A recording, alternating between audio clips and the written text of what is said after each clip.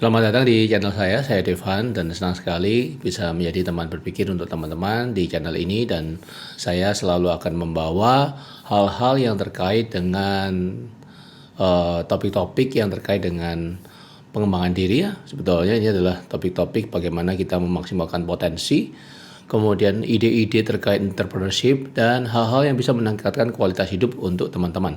Dan kali ini saya akan kembali membahas satu topik, dan ini terkait sebetulnya dengan apa yang saya alami sekitar 4 tahun sekali yang lalu ketika saya memulai bagian dari diri saya yang ingin dikembangkan, yaitu menjadi seorang coach, dan ini adalah proses atau journey ketika saya mulai melihat adanya income lain yang bisa saya kembangkan ketika saya memulai sebuah profesi. Dan ini adalah hal yang baik sebetulnya ketika saya melihat adanya potensi dalam diri. Oke, hal ini kayaknya bisa dikembangkan nih, kayaknya aku punya potensi nih. Dan bagaimana seandainya aku mulai mengerjakannya dan menjadikannya sebagai satu bagian dalam diri saya untuk saya kembangkan, ya kayak sebuah bunga begitu ya, dan ada bunga lain di dalam satu pot, dan di situ ada banyak bunga, dan ada bunga lain yang ingin bermekaran gitu ya, yang akan mulai blooming, dan ini adalah bagian diri saya yang lain yang ingin saya explore. Dan apa itu? Yaitu tentang coaching. Dan dari sini saya belajar untuk melihat pendekatan yang berbeda yang sebelumnya saya sendiri nggak tahu kalau seandainya ada pendekatan seperti ini. Karena apa? Karena dulu di dalam pemikiran saya seorang coach itu kayak seorang pelatih gitu ya. Dan ternyata ketika saya menempuh sebuah pendidikan yang menyiapkan saya untuk menjadi seorang coach profesional, itu saya melihat realita dan pemaparan yang totally different. Dan akhirnya saya ingin nih belajar tentang hal tersebut. Dan judul dari topik kita hari ini itu yaitu transform the person, transform the business. Jadi mentransformasi orangnya dan otomatis mentransformasi bisnisnya. Dan ini yang saya percayai sebagai seorang coach ketika saya menemani teman-teman coach saya, para pengusaha, untuk mereka bisa transform. Dan selama sekian tahun saya sudah menjalaninya, dan saya melihat ini hal yang baik yang saya bisa share untuk teman-teman ketika mungkin teman-teman membutuhkan bantuan seorang coach. Sebetulnya apa yang dikerjakan seorang coach? Apa saja yang bisa didapatkan ketika terjadi sesi coaching untuk teman-temannya, terlepas teman-teman memilih siapapun coachnya. Nah, apa nih? Yang pertama yang bisa didapatkan, coaching insight untuk seorang pengusaha atau seorang entrepreneur, yang paling penting lah dari pengalaman saya. Yang pertama adalah bahwa coaching itu is more about the person than the problem. Jadi coaching itu lebih banyak tentang si pengusahanya daripada masalah yang dia bawa, daripada isu yang sebetulnya dia sedang hadapi, kendala ataupun tantangan yang mungkin dihadapi di bisnisnya. Jadi akan sangat melenceng jauh ketika seorang entrepreneur atau seorang pengusaha ini mencari seorang coach. Sebetulnya dia berharap coachnya itu mencarikan solusi untuk dia. Namun ya memang pada kenyataannya begitu gitu ya. Pada kenyataannya banyak teman-teman itu yang mencari coach sebetulnya dia pengen cari solusi karena isu masalahnya dan terhadap bisnisnya. Tapi kalau misalnya nih, siapa sebetulnya yang paling bisa memberikan solusi untuk sesuai dengan tipe bisnisnya, karakter bisnisnya, kemampuan modalnya, lalu kondisi pasar yang terjadi ya. Kalau mau kita pikirkan baik-baik dan benar-benar jeli teman-teman, sebetulnya yang bisa kasih solusi ya adalah mereka-mereka yang sudah menjalankan bisnis yang serupa dalam kondisi yang sama dengan permodalan ataupun situasi yang mirip, serta mungkin di daerah yang sama sehingga menghadapi market yang serupa, tantangan yang mirip tapi yang dia sudah berhasil. Dalam banyak faktor-faktor yang harus disamakan untuk bisa mendapatkan solusi yang sangat tepat untuk para pengusaha ini kalau memang dia pengen cari solusi. Sedangkan mana ada coach yang sebetulnya dia berbisnis di bisnis yang sama seperti itu. Kan tentu tidak ada, mengalami kondisi yang sama, mengalami isu yang mirip, persis apa yang dialami oleh pengusaha tersebut. Tentu tidak ada. Dan tapi alhasil kita mencari seorang coach dalam tanda kutip untuk mencarikan solusi. Nah, tentu sebetulnya yang mencari solusi itu yang dicari bukan seorang coach teman-teman, adalah seorang yang memang berpengalaman di situ. Yaitu ya mungkin bisa teman ayah kita mungkin yang lebih senior, yang sudah punya pengalaman, yang mana notabene di saat sekarang ketika dunia sudah berubah dengan banyaknya perubahan, apakah masih relate menanyakan kepada mereka-mereka yang tidak mengalami apa yang kita alami persis. Jadi kriterianya terlalu spesifik.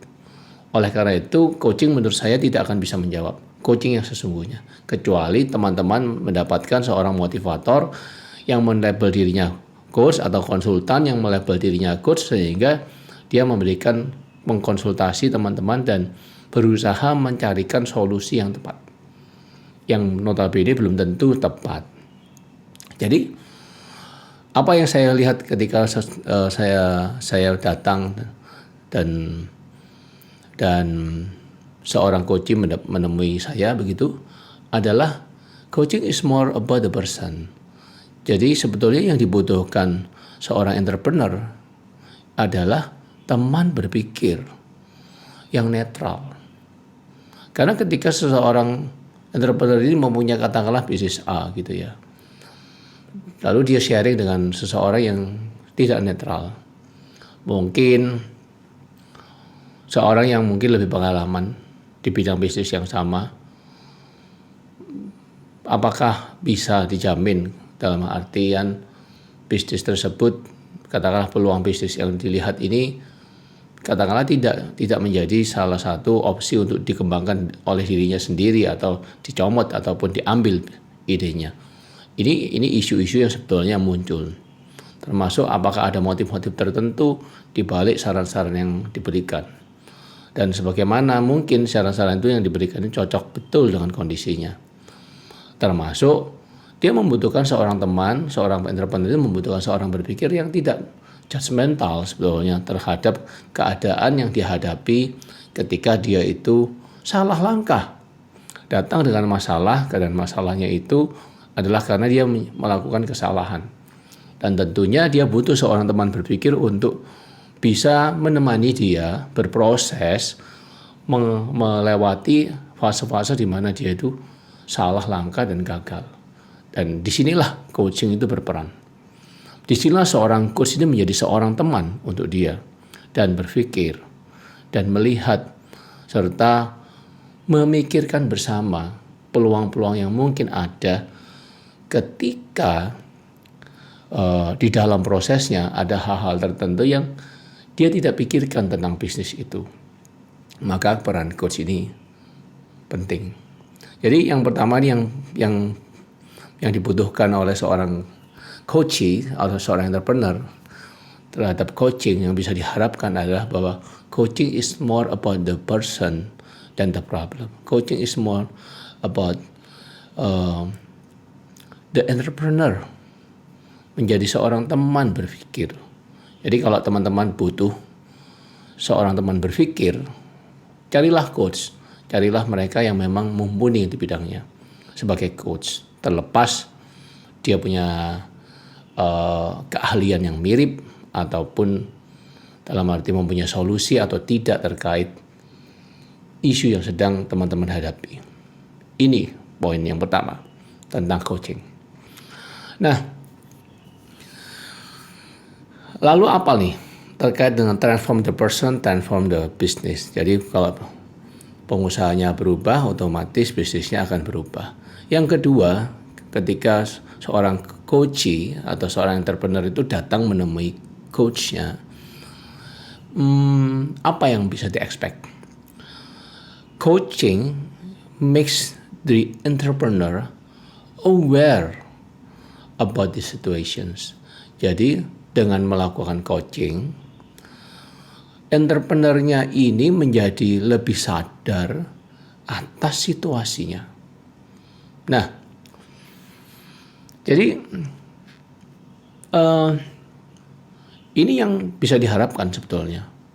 Jadi kalau entrepreneur itu, sekali lagi kalau tadi mencari solusi, sebetulnya mana ada sih entrepreneur yang katakanlah handal, yang sudah tahu menjalankan bisnis sekian tahun, kemudian hari ini mengalami isu karena adanya perubahan market dan lain sebagainya, keadaan perubahan katakanlah perubahan ekosistem, perubahan terkait dengan kebijakan pemerintah, atau bahkan juga kayak pandemi seperti ini, lalu datang dengan mencari solusi, lalu dengan coachnya disuruh-suruh melakukan sesuatu, diberikan solusi-solusi, dan dalam tanda kutip semua solusi ini sifatnya costly, memberikan biaya, dan biaya itu sebetulnya tetap harus ditanggung oleh entrepreneur sendiri kan gitu kan. Dan ya mungkin kecuali kalau entrepreneur sendiri itu nggak terlalu yakin dengan dirinya, dengan kemampuannya, dan memang mungkin juga tidak punya kapasitas yang punya mindset sebagai entrepreneur yang problem solving, sehingga akhirnya oke lah saya ambil sebagai opsi dari solusi ini dan dicoba, ternyata nggak jalan dan akhirnya harus menanggung risiko juga. Tapi sebetulnya mana ada yang dalam tanda kutip perusahaan entrepreneur yang seperti itu seandainya memang dia menjadi seorang coach.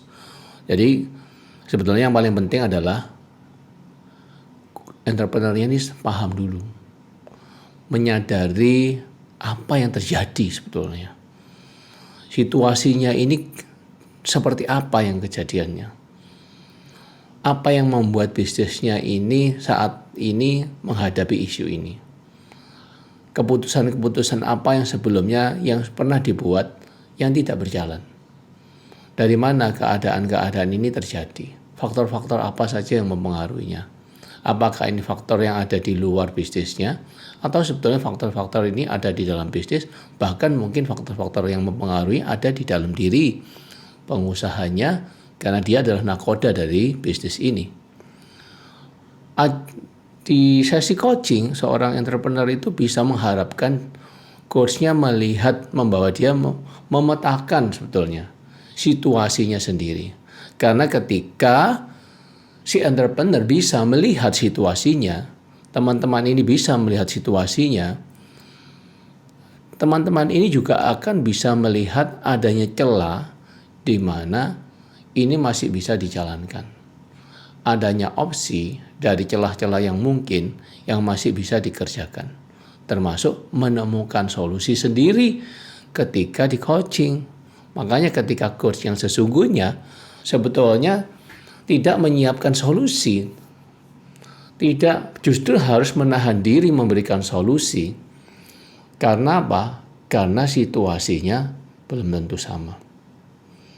Karena yang paling tahu tentang bisnisnya adalah si entrepreneurnya sendiri daripada si coachnya.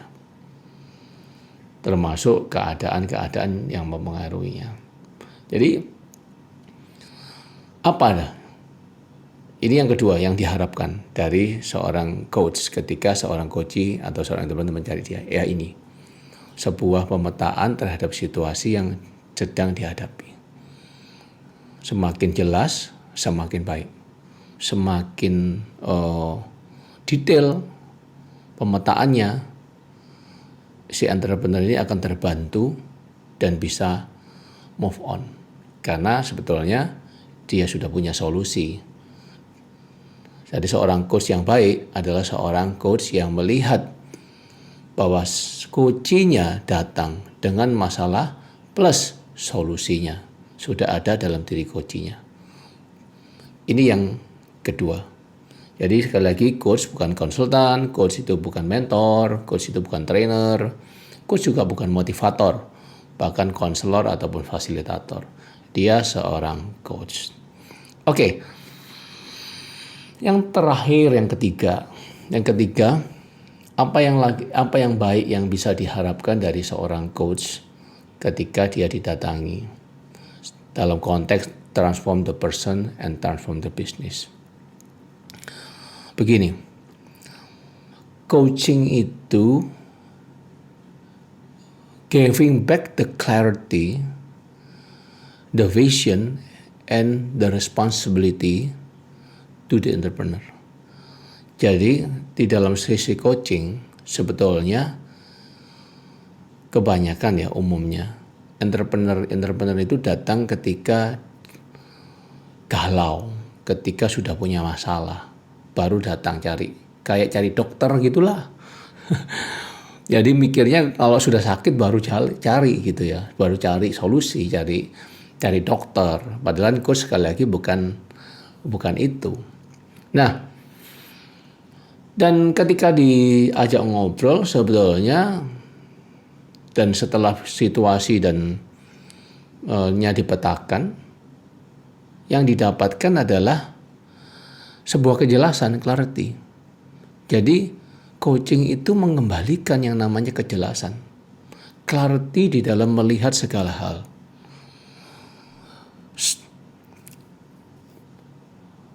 Kalau kita berandai-andai, katakanlah pengusaha ini sudah 10 tahun berbisnis.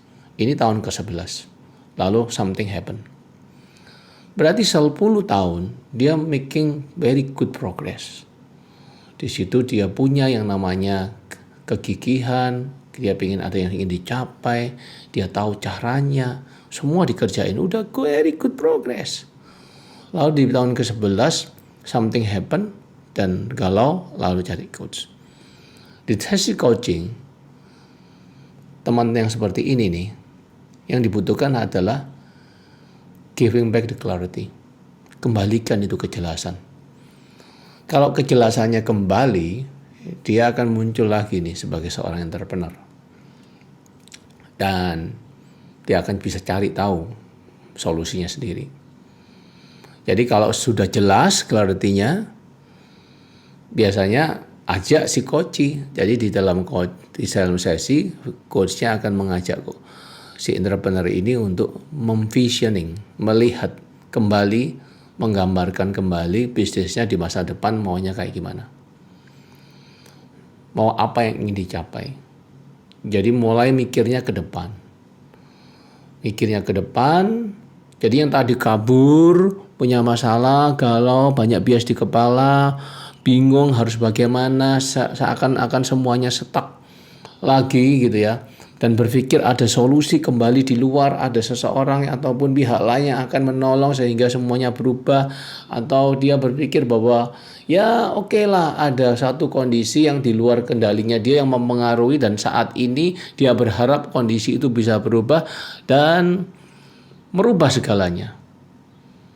Nah, awalnya begitu, tapi ketika setelah dipetakan, dia mengerti sebetulnya kondisinya begini, lalu kejelasannya ada, lalu diajak melihat vision ke depan, dan terakhir, automatically ketika melihat semuanya, dia saat menyadari di dalam sesi coaching yang baik adalah menyadari dan memberikan kembali, yang mengembalikan yang namanya responsibility, akuntabilitasnya dikembalikan kepada si entrepreneur, bahwa semua yang terjadi saat ini, instead what it's going on, di luar kendalinya dia, adalah murni menjadi responsibility-nya dia, menjadi akuntabilitasnya. Hanya dia yang bisa merubah segala sesuatunya. Hanya dia yang bisa membuat kondisinya berbeda. Karena dibutuhkan dia untuk action, dibutuhkan dia untuk mengambil risiko, dibutuhkan dia untuk meng-create sesuatu yang berbeda, dibutuhkan dia untuk transform the business. Dia hanya bisa transform the business ketika dia sendiri transform. Jadi teman-teman, kalau teman-teman berpikir bahwa cari coach itu seperti yang di luar sana, mungkin teman-teman mulai kepikiran ada 1-2 orang coach yang mulai dilihat dan dia adalah seorang yang baik. Oke, harapkan 3 hal ini muncul ketika dalam sesi-sesi teman-teman. Carilah coach-coach yang memang kredibel, yang memang punya pendidikan sebagai seorang coach, bukan sebagai seorang trainer, mentor, konsultan, atau facilitator, atau konselor, bahkan mentor. Carilah yang sesuai dengan kebutuhan teman-teman. Dan harapkan 3 hal ini namanya coaching insight yang bisa diharapkan di dalam sesi-sesi teman-teman. Dan itu saya yakin banget, itu akan merubah segalanya.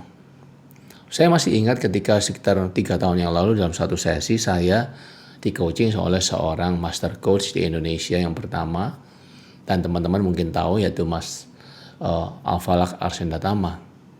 Dan sesinya hanya sekali saat itu ketika saya mengikuti pelatihan. Dan itu cerita terkait tentang bagaimana saya menghadapi bisnis saya yang saat itu nggak berjalan. Dan ketika di dalam sesi itu, justru semua yang saya ceritakan barusan, saya tahu bahwa semuanya itu saya yang bikin. Dan saya harus taking back the responsibility and make something happen. Make something different. Dan dari situ saya sadar banget bahwa coaching ini very powerful. Karena ketika seorang entrepreneur itu tahu apa yang dia bisa lakukan, bahwa semua dan mengambil semua responsibility-nya, dia bisa visioning, dia bisa tahu apa yang ingin dicapai, dia bisa tahu situasinya, lalu dia juga punya teman sebagai teman berpikir. Dia sebetulnya sangat bisa berkapasitas untuk breakthrough, melakukan sesuatu terkait kondisi yang dihadapi sekarang, sehingga making progress. Hanya itu yang dibutuhkan.